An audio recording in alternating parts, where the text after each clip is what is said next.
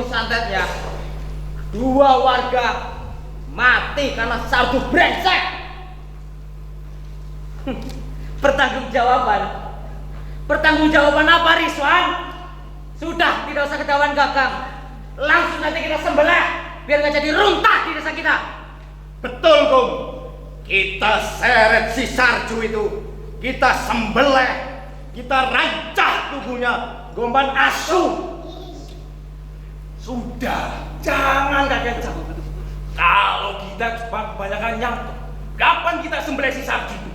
Ayo, kita seret dia keluar. Ayo, Seret. nanti dulu, jangan sembrono kalian. Ingat, tanah pekarangan Ki Sarju sudah dipasang tenun pidak pati. Barang siapa yang menginjak tanah tersebut, belum 3 hari, nyawanya sudah melayang. Betul, Rek. Betul. 2 warga teman kita itu mati karena apa? Karena menginjak pekarangan sarju. Lalu, kita mau apa kalau dia tidak mau? Kita capek teriak-teriak sampai tenggorokan kita meledak. Bajingan itu di dalam sedang enak-enaknya micet, atau malah sedang ngisi dengan lambung yang cengar-cengir. Kerasa nembelnya kayak kelegak keluar. Sarju, keluar kau. Keluar kau. Kalau kau benar laki-laki, hadapi Rizwan. Rizwan, dudeng dari Gedung Kopet yang sudah lama tidak mengokok darah manusia. Atau kau Sarju berani menantangku? Tohir, Jawala, Rumbul Karangmunyuk dengan aji braja mustiku ini akan ku hancurkan dasmu sehancur-hancurnya. Kalau tidak hancur, aku sembah telapak kakimu. Kalau memang kalian berdua itu sakti, saya rasa dulu sekarang cepetan. Cepetan. Bangsat kayaku. Bajingan.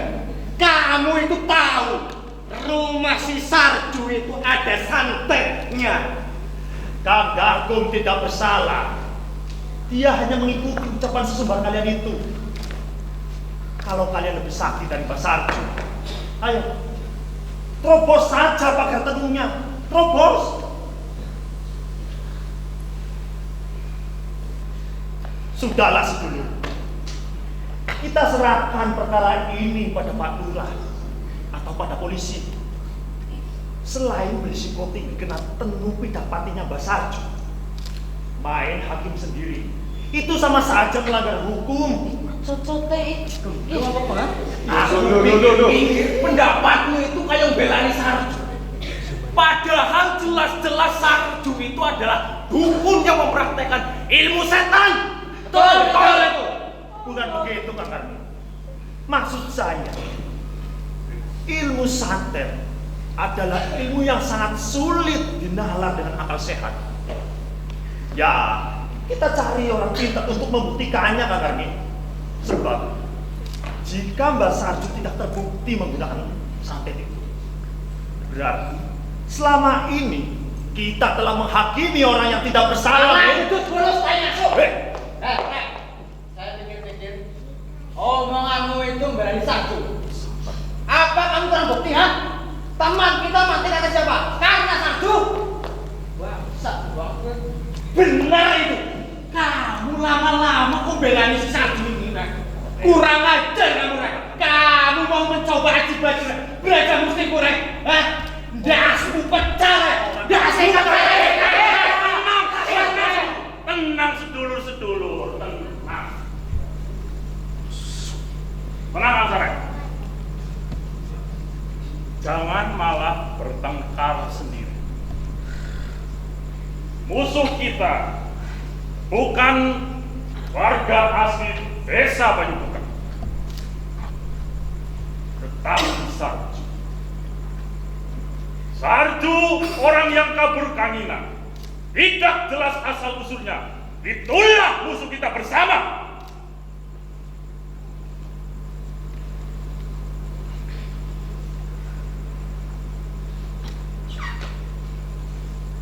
Sebelumnya maafkan saya yang datang terlambat ke sini. Padahal saya sudah menyuruh Kang Darpum untuk mengumpulkan teman-teman semua di sini untuk rapat di sini.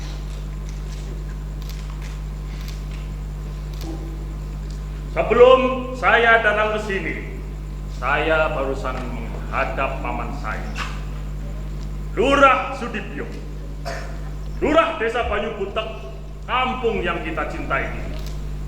Sebentar Mas Broto. Izinkan saya ikut menjelaskan Mas Broto. Oke.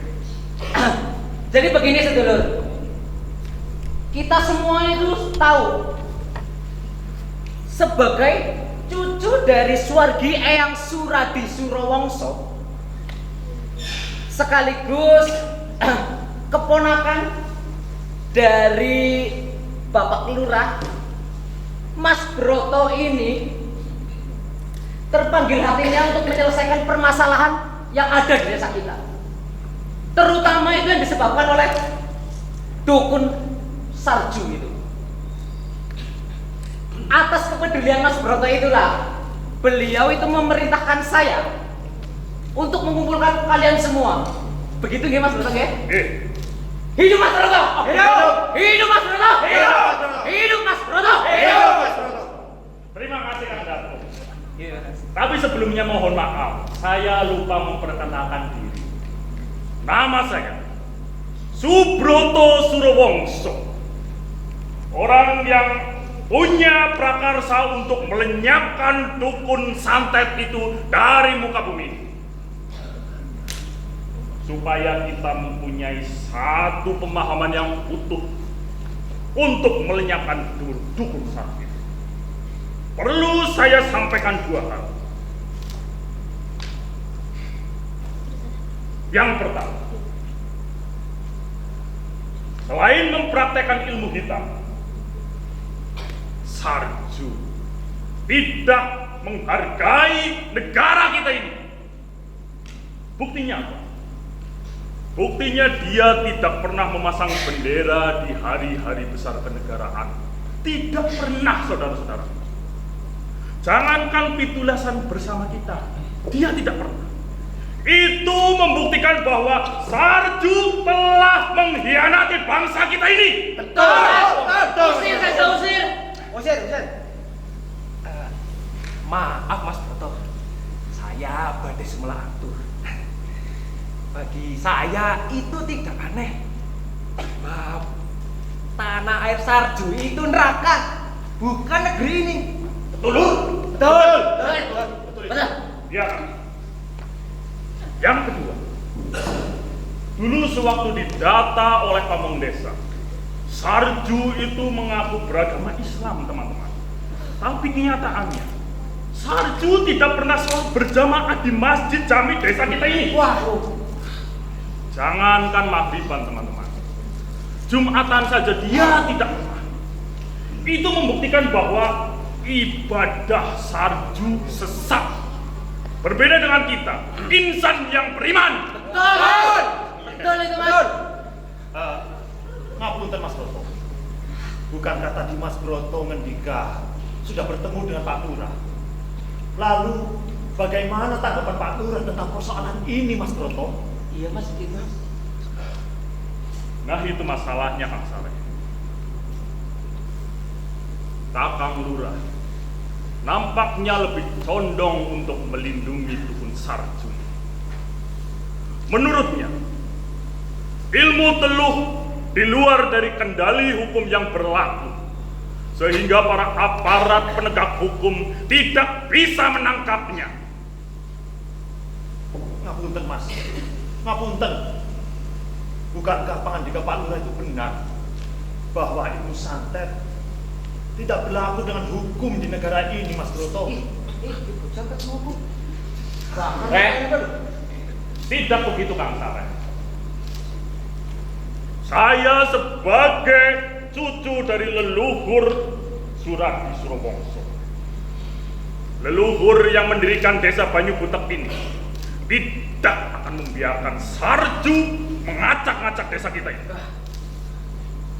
Hukum memang tidak bisa menjangkaunya, Kang Saleh.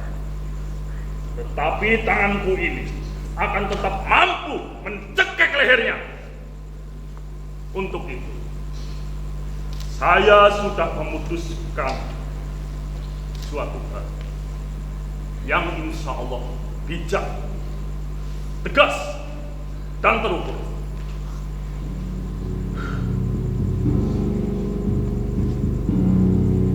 Karena Sarju tidak keluar dari rumahnya dan dia bersembunyi di rumah yang penuh dengan bidak pati, maka saya putuskan dengan pikiran yang bijak, tindakan yang tegas dan terukur untuk membakar rumah Sarju.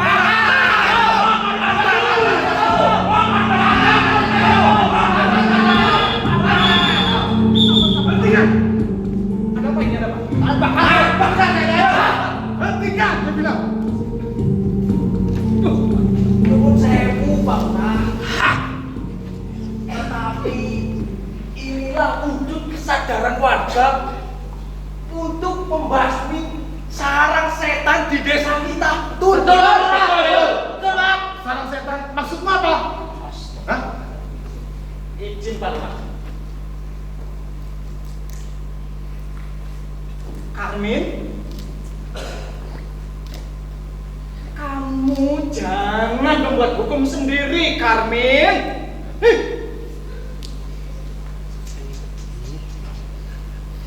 Memalukan.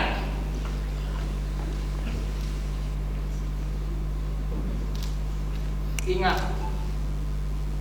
jika terjadi prasangka sesama warga, hendaknya bertabayunan terlebih dahulu. Ngerti tabayun? Ngerti. Kau ngerti? Orang. Ya. Tidak apa-apa, Dau. Jangan seenaknya sendiri. Kerutu. Beras. Sekarang lewat. Dengan kacamata kuda yang kalian gunakan untuk menaiki Sarju. Kalian telah menjadi orang yang tidak bersalah. Bukan begitu, Pak Ayun? Pak Lurah, saya tadi punya. Saya mau tanya, atas dasar apa kalian bertindak bodoh seperti itu? Atau karena kalian menganggap Kisarju sebagai dukun santet? Ya.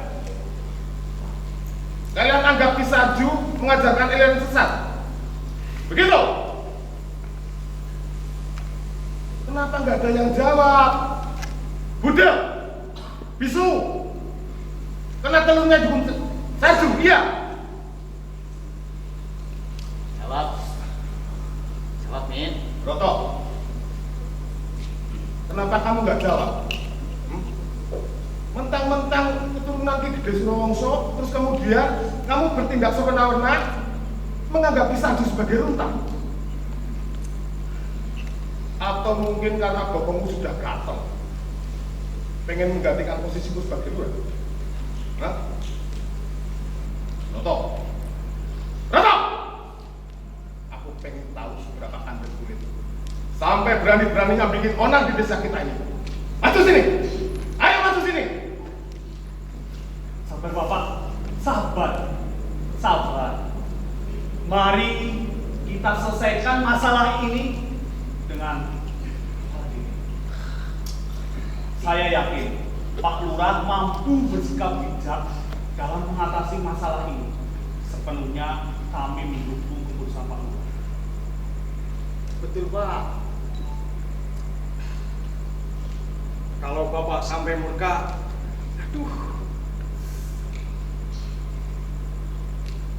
Saya khawatir persoalan ini akan semakin menjadi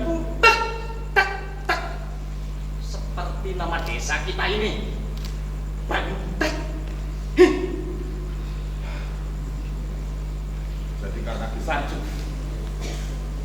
Oke, Kisarju. Keluar nih. Oke, Bang.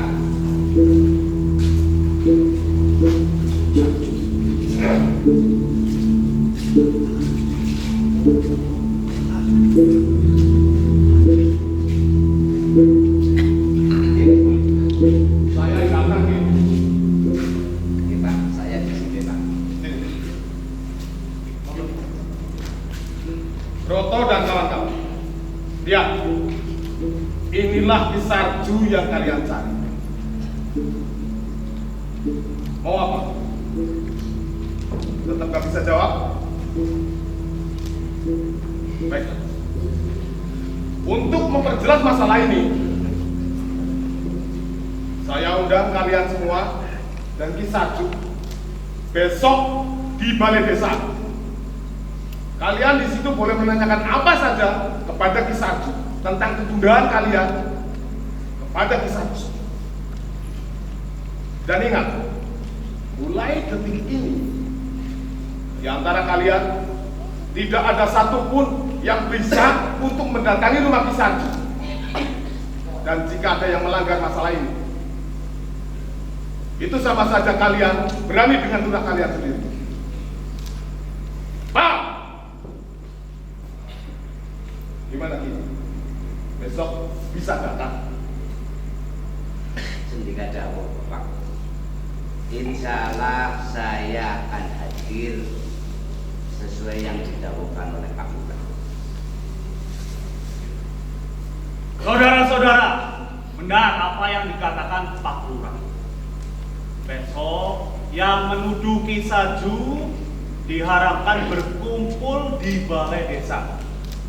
Demi stabilitas sosial dan ketertiban masyarakat, saya himbau saudara-saudara membubarkan diri dan pulang ke rumahnya masing-masing. Bubar! Awas Kisarju. Bubar. Masuk ya. Awas Kisarju. Ini sebisik guys. Masuk.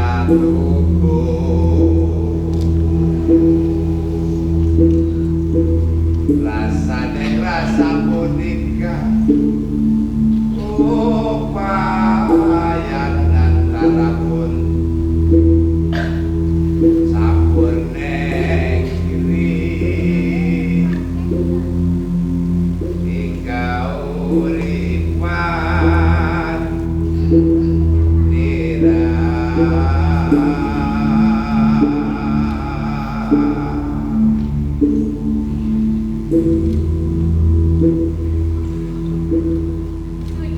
kan, sebaiknya besok Kang Sarju tidak usah datang ke balai desa ya Kang. Kenapa kamu menyarankan begitu? Menurutku tidak ada gunanya Kang Sarju datang ke balai desa menjelaskan semua bahwa tuduhan mereka itu tidak benar. Sebab sikap permusuhan mereka terhadap kita itu sudah sundul langit, Kang. Terang apapun Kang Sarju menerangkan, mereka tidak akan mempercayainya, Kang. Mata dan hati mereka telah ditetapkan oleh kebencian, Kang. Tapi jika aku tidak datang, justru mereka akan menganggap aku takut karena merasa bersalah. Seperti rumput kering yang terpercik api. Kebencian mereka kepada kita akan semakin berkobar dan persoalan ini tidak akan segera selesai. Jika Kang Sarju sudah menerangkan semua kepada mereka, siapa yang bisa menjamin, Kang, bahwa kemarahan mereka akan menjadi lerep? Dan siapa yang bisa memastikan, Kang, Ya, bahwa mereka menggunakan hal yang bening saat menghadapi sampean, Kang? ya, memang tidak ada yang bisa menjamin kemarahan mereka, kan? Bahkan Pak Lurah sekalipun yang tadi siang dengan penuh perbawa melindungi kita sebab kebencian dan kemarahan orang-orang itu kepada kita.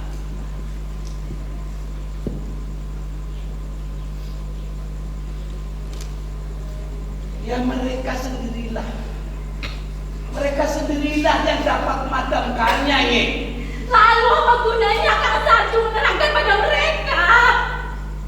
Itu sama saja seperti seekor laron yang masuk di dalam kobaran api, Kang. Mereka akan dengan mudah mencelakai Kang Sarju.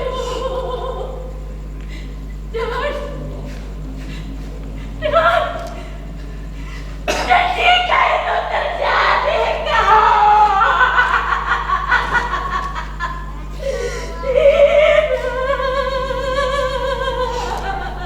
Jangan berprasangka dulu, Nyi. Jangan berprasangka dulu. Saya yakin tidak semua warga desa Banyu Bodak ini membenci kita. Nyatanya Pak Lurah, Pak Klimas, Pak Kayim tidak memusuhi kita.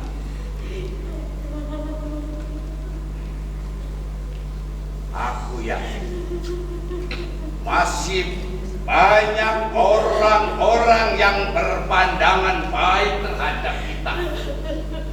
Meskipun saat ini mereka memilih dia.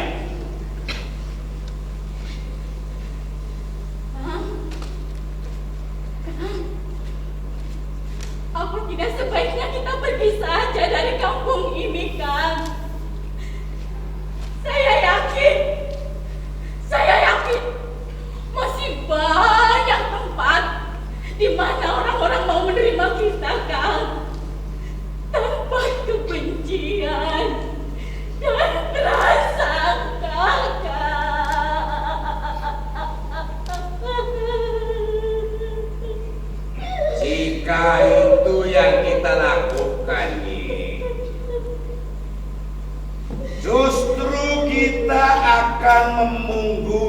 kebaikan Pak Lurah Tibio. Ingat, dulu kita diizinkan untuk mampir sehari di pinggiran desa ini karena seizin Pak Lurah Tibio.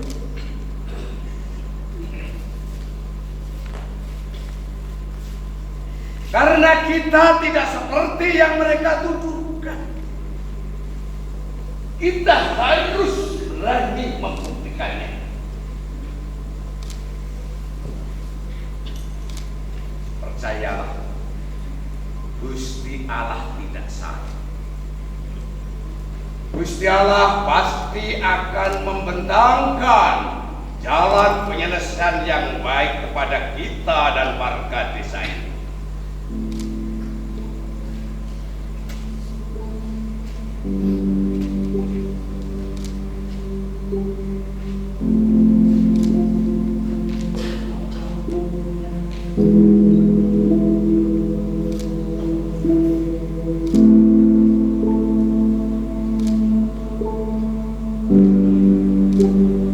Tetapi jika akhirnya mereka akan tetap menyakiti kita, setidaknya kita telah menjalankan dawuh Kanjeng Nabi bahwa kebenaran harus tetap disuarakan meskipun akan terasa pahit bagi kita.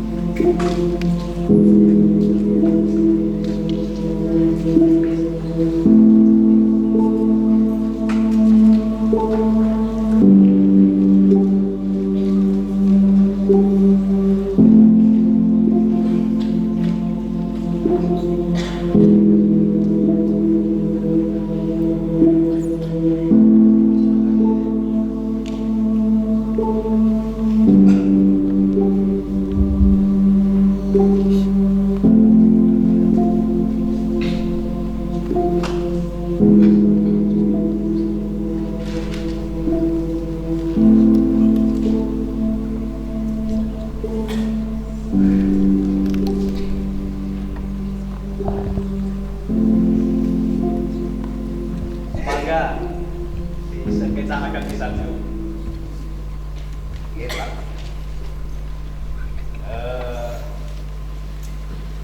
Tapi Pak Lurah pesan saya. Beliau sedikit telat untuk hadir di balai desa karena ada undangan mendadak di kecamatan. Sekalian takziah, undangan, dan mungkin nengok sawah bengkok di selatan desa. Sibuk sekali Pak Lurah ya. Pak Lurah andalan. Sarjo, Pak. Mangga jangan ada. Betul. Nggak mungkin datang si Sarjo itu. Wah, kita terlambat. Ternyata Sarju sudah datang sendirian. Nah, mungkin dia punya nyawa 9 untuk menghadapi kita. Langsung saja, ayo kita serang saja. Ayo, Sarju. Sarju.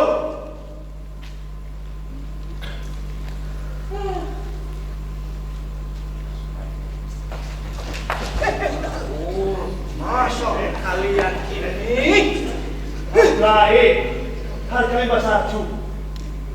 Beliau itu orang tua, patut kita hormati. Sarju, hargai Mbak Sarju. Lah,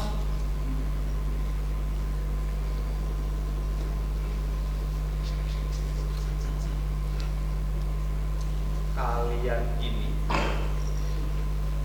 semalam Pak Lurah sudah menyampaikan dan Pak Dimas juga. Kalian jangan sekarang dewek.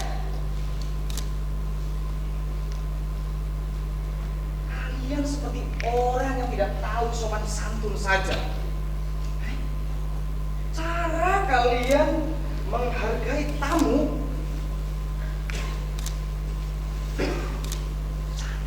rendahkan martabat balai desa ini. Kalian boleh saja tidak suka dengan Ki Sarju, tapi ingat, hormatilah kewibawaan balai desa ini. orang urusan.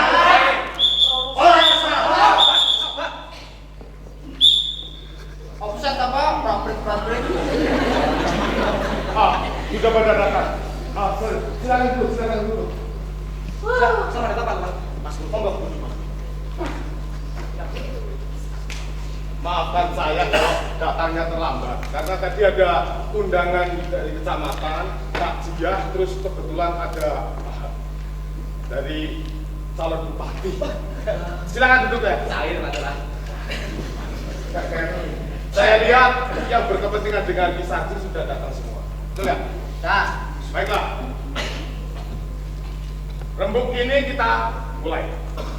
Silakan kalian bertanya kepada Ki Sarju tentang kegundahan kalian, tentang permasalahan kalian kepada Ki Sarju. Silakan. Ya.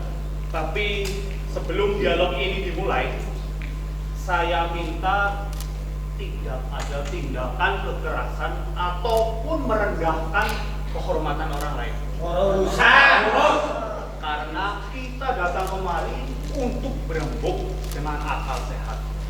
Karena dengan akal yang sehat, jiwa yang bening, masalah ini akan selesai secara terang benderang. Ya, silakan. Baiklah, Paman. Saya yang akan bertanya terlebih dahulu.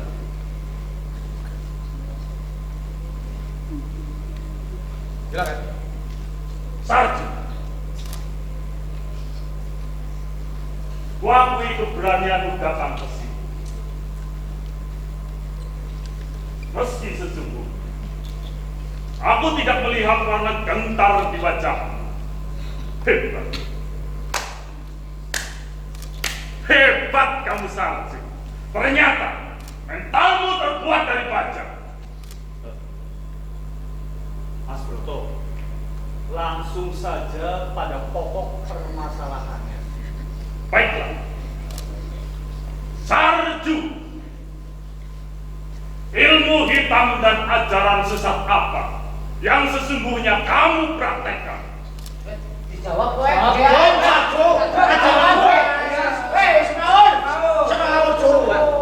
Silakan Ki Sarju untuk menjawab pertanyaan dari saya. Silakan.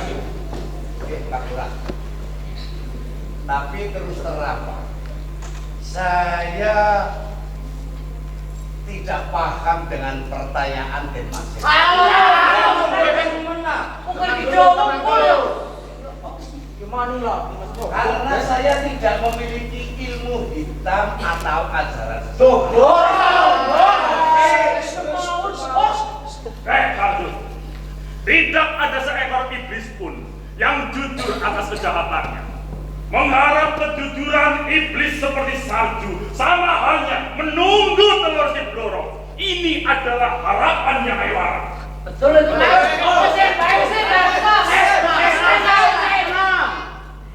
Mas Broto, tolong pertanyaannya yang spesifik. Apa bukti Ki Sarju telah mempraktekkan ilmu hitam? Biar saya yang memperjelas, Pak Dimas. Dalam pendataan pemerintahan desa. Sarju ini mengaku beragama Islam, tapi tidak pernah sekalipun Sarju ini sholat jamaah di masjid jami desa kita. Wah, bangetan. Lalu agama macam apa yang dianut olehnya?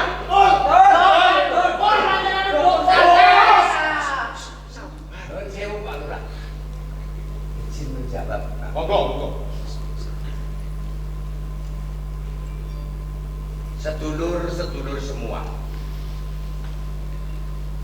perlu panjenengan ketahui, saya ini hanya seorang pemulung. Misalkan saat Jumatan, saya tidak pernah Jumatan di masjid desa kita. Itu karena saat pada Jumat saya masih memulung. Alasan Mestinya saya akan mencari masjid terdekat dengan keberadaan saya. Alasan. Terus kenapa? Kamu tidak pernah terlihat pada sholat maghrib, sholat isya, atau subuhan? Nah, apa Jajal? Ini Nak Karmin, tadi saya sudah ngomong saya mulung. Sehabis mulung, ba'dal maghrib saya baru pulang. Raga saya yang tua renta ini sudah terlalu lelah sehabis mulung. Terpaksa saya harus melaksanakan ibadah sendiri di rumah. Alhamdulillah menyambung. Tua yang sukun mana? Sajok, Dua pola. Usir saja usirlah. sabar. Kau tidak bakal nyok. Sajok, bagaimana dengan nasib kawan kita yang dua itu? Dia mati setelah menginjak pekarangan Sajok. Kalau kau bukan dukun santet, lalu kenapa warga itu mati? Dan sebelum mati, dia telah berak dan muntah darah. Betul? Betul. Apa Jajal santet? Santet gue benar. Ya. Ustaz. Saya mendengar semingguan yang lalu memang ada warga kita yang meninggal. Tapi sungguh betul-betul saya tidak pernah tahu sebab musababnya, Nak Rizwan.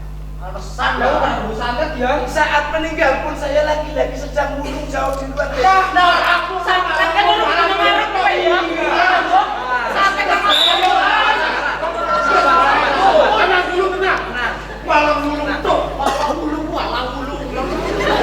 Tolong sabar. Coba ada sedikit sabar untuk mendengarkan penjelasan saya. Saya selaku kayim atau kasih kesra di desa Banyu Budak Bisa iya. tahu jawabannya. Jawab Kai.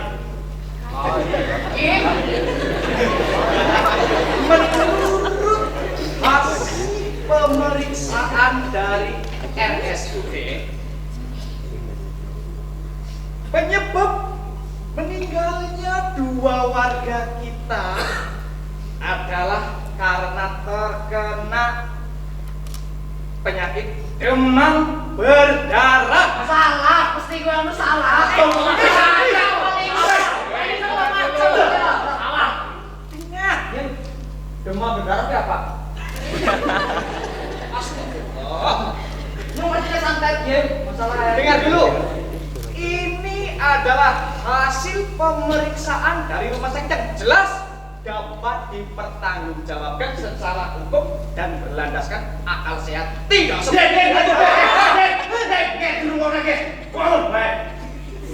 Tuntutannya tidak berdasar ngawur.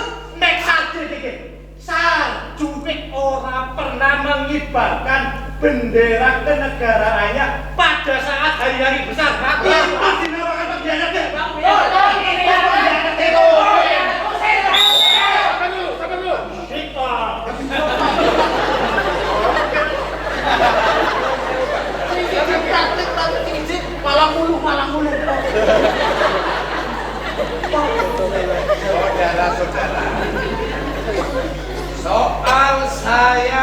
tidak mengibarkan bendera itu karena saya tidak memilikinya. Alasan baik. Masalah kayak gini bendera lu. Jika di antara panjenengan semua yang ada di sini ada yang sudi untuk memberi bendera kepada saya. Orang sudi. Saya berjanji akan memasangnya. Rebah temen golek tangan. Bendera bu. Duwe. Sabar. Sarju, setiap hari kamu bagi tahu hasil dari dinar. Tetapi membeli sehelai bendera, kamu tidak mampu. Dasar pengkhianat bangsa. Mundur, duduk, Manusia seperti ini, sahabat. duduk. Sabar. Orang seperti ini tidak layak hidup di atas desa yang warganya sangat patriotis ini. Tuan, usir Mas Broto yang amat sangat saya hormati. Sebelumnya, maafkan saya jika nanti kata-kata saya dianggap keluar dari subhasita dan tata krama. Bagi saya bendera bukanlah hanya sehelai kain yang dijahit dan diberi warna. Bendera sesungguhnya adalah makna dibaliknya tentang kesadaran terhadap sejarah bangsa di masa lalu. Tentang tanggung jawab yang kita pikul pada hari ini dan kesungguhan untuk menggayuh cita-cita bersama di masa yang akan datang. Bendera seperti itulah yang selama ini berkibar di rongga batin saya. Dan Broto sedetik pun tidak akan pernah saya turunkan. Pemimpin kami Sarju, jangan banyak ngomong. Persoalannya bagi kami sangat sederhana, Sarju. Kamu yang tidak pernah memasang bendera, itu adalah bukti bahwa kamu adalah pengkhianat bangsa. Usir. Saudara-saudara, jika panjenengan semua yang ada di sini ingin tahu jawaban saya, maka tolong dengarkanlah kata-kata saya. Saya mengenal bendera seperti yang kalian kibarkan sekarang. Bukan dari guru, pejabat, perangkat, camat, aparat, atau sarjana manapun. Tapi dari keringat, air mata dan darah saya sendiri. Kemagus. Mas Broto, Menangnya putar. kisah itu sabar. Ternyata mulutmu dipenuhi kata-kata berbisa. Tidak ada yang berbisa dari kata-kata saya, Broto. Sarju yang hina-hina ini masa lalu adalah anggota dari Sersan Suradi Surabongso yang seluruh anggota kompinya nyaris tumbas pada perang yang mengiringi kebangkitan Republik ini. Sudah di Surabaya. Jangan kau sebut nama kakek dengan mulut kotormu, Sarju. Biarkan Ki Sarju bicara, Broto. Suradi Surabongso bukan hanya kakekmu, tapi beliau adalah ayahku. Broto. Jikalau saya boleh memilih, Broto, saya ingin mati bersama dengan teman-temanku yang telah gugur. Dengan demikian, saya tidak menanggung duka yang sedemikian panjang dalam hidup saya.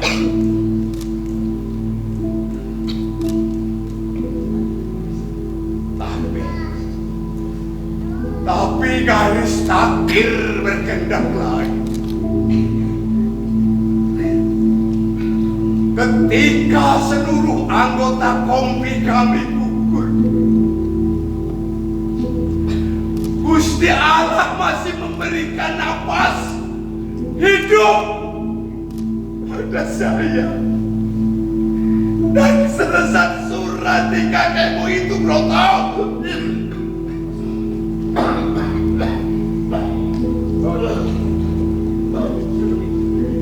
Aku mengetahui cerita ini sudah sejak lama.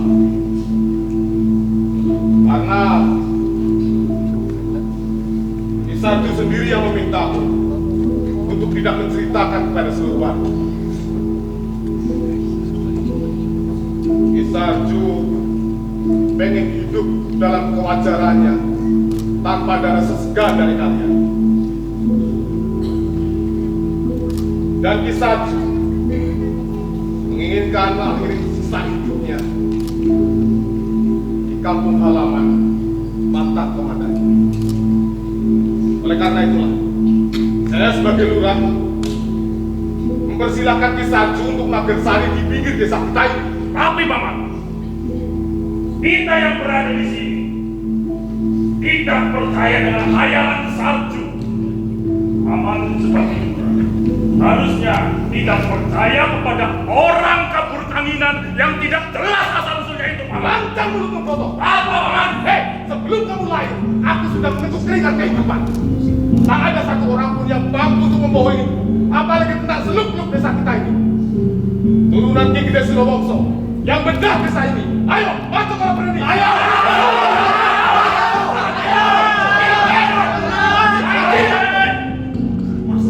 Benar dengan Pak Lurah.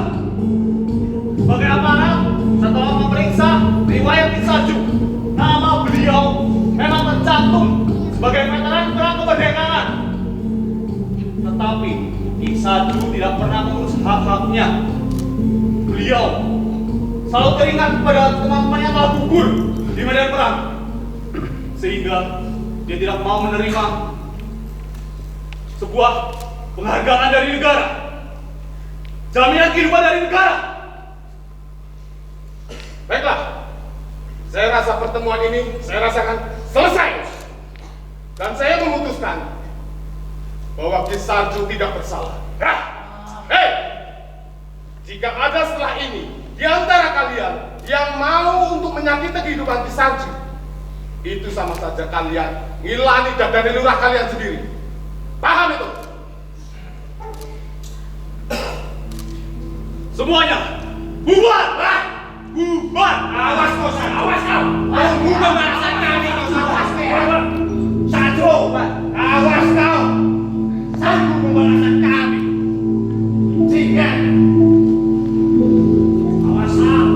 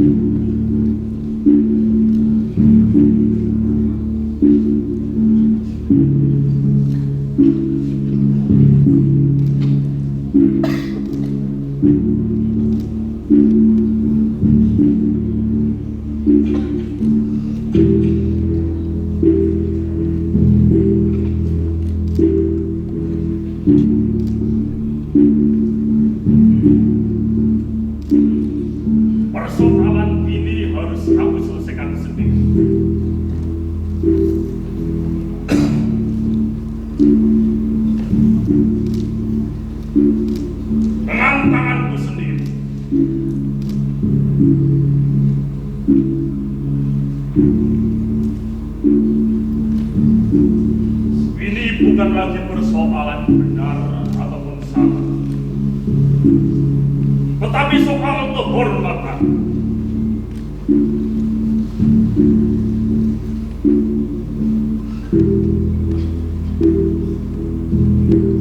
Sarju telah merobek-robek kehormatan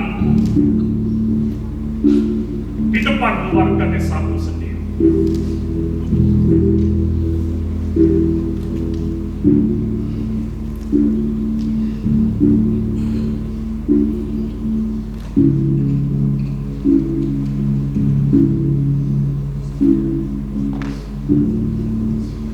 Kematian. Iya, hanya kematian Sarju yang bisa mengobati kegelisahan dalam hati. Bangsa tua itu harus mati oleh tanganku sendiri.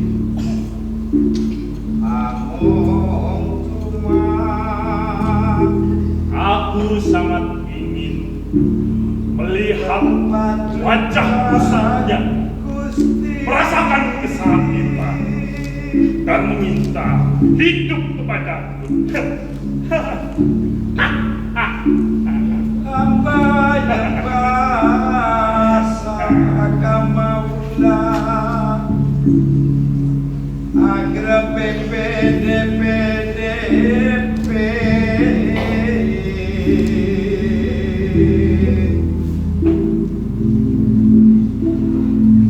hamba nyuwun pitulung tinadakna margi kang yakti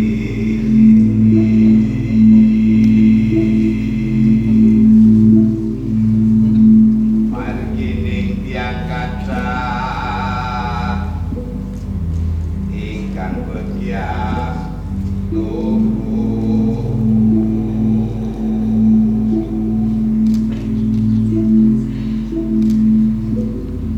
Paduka paringi nikmat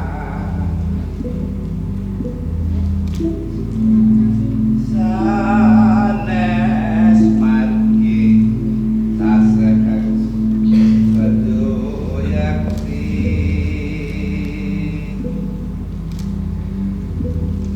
amin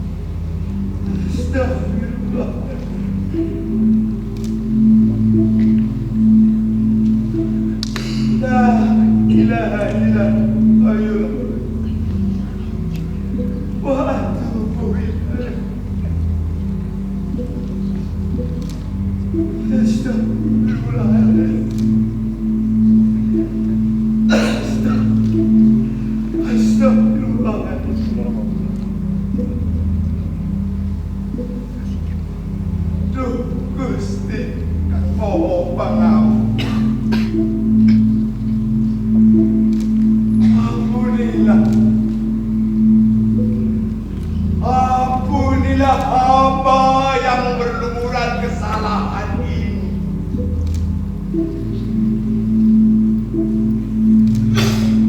Menangkanlah hamba di keluasan samudera maafmu yang tak terbatas.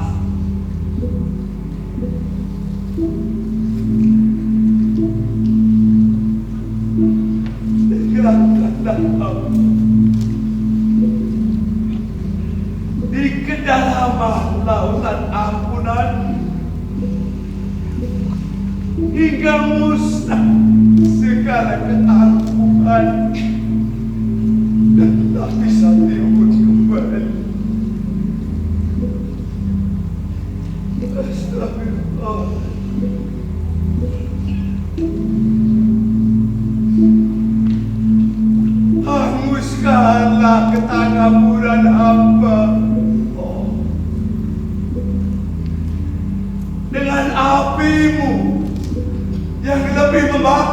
dari 1000 matahari.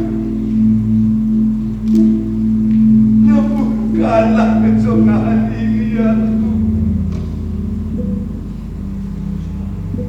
hingga sirna keakuan hamba di hadapan makhlukmu yang lain.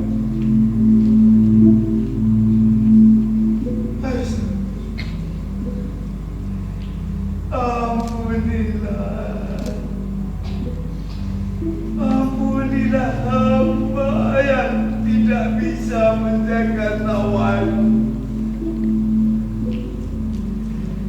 Hingga tanpa hamba sadar, hamba telah menyulut perasaan di hati saudara-saudara hamba sendiri. Ampunilah ya Tuhan. Ampunilah yang sedemikian rapuh menjaga betapa hingga hamba itu telah mengobarkan kemurkaan warga desa.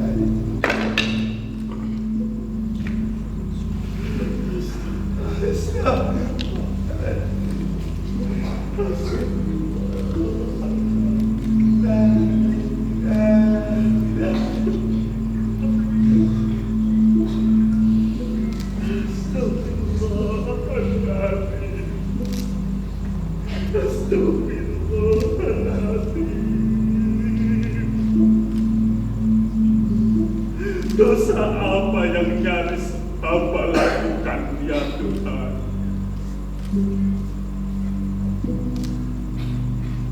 Kegelapan sepekan apa yang membutakan pikiran hamba,